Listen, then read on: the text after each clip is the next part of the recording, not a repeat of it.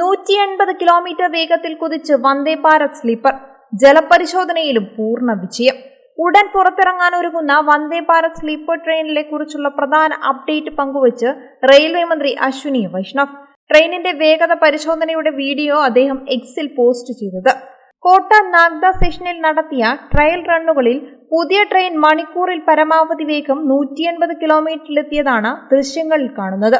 അതിവേഗത്തിൽ ഓടുന്ന ട്രെയിനുകളിൽ നിറയെ വെള്ളമുള്ള 4 ഗ്ലാസുകൾ വെച്ച് നടത്തിയ പരീക്ഷണവും വീഡിയോയിൽ കാണാം. 180 കിലോമീറ്റർ വേഗതയിലെത്തിയിട്ടും ഒരു തുള്ളി വെള്ളം പോലും താഴെ വീഴുകയോ ഗ്ലാസുകൾ അനങ്ങുകയോ ചെയ്തിട്ടില്ല എന്നതാണ് ശ്രദ്ധേയം. ദീർഘദൂര രാത്രി യാത്രകൾക്കായാണ് വന്ദേ ഭാരത് സ്ലീപ്പർ ട്രെയിനുകൾ എത്തുക.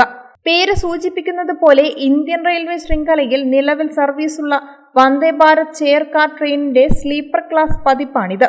പൂർണ്ണമായും എയർ കണ്ടീഷൻ ചെയ്ത വന്ദേ ഭാരത് സ്ലീപ്പർ ട്രെയിനിന്റെ 2 മാതൃകാ റാക്കുകൾ VEML നിർമ്മിച്ചിട്ടുണ്ട്.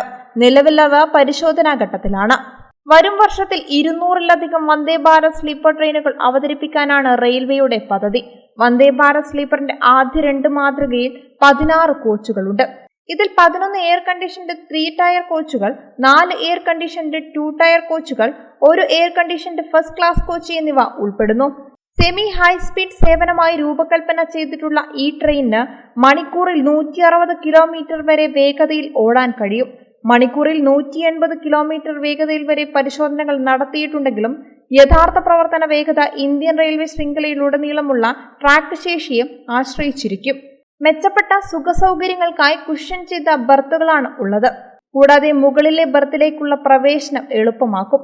യാത്രക്കാരുടെ സൗകര്യങ്ങളിൽ ചെറിയ നൈറ്റ് ലൈറ്റിംഗ്, വിഷ്വൽ ഡിസ്പ്ലേ സംവിധാനങ്ങളോട് കൂടിയ ഓഡിയോ അനൗൺസ്മെന്റുകൾ, CCTV എന്നിവ ഉൾപ്പെടുന്നു. വിമാനങ്ങളിൽ ഉപയോഗിക്കുന്നതിന് സമാനമായ നൂതന ബയോ വാക്വം ടോയ്ലറ്റുകൾ ട്രെയിനുകളിൽ ഘടിപ്പിക്കും.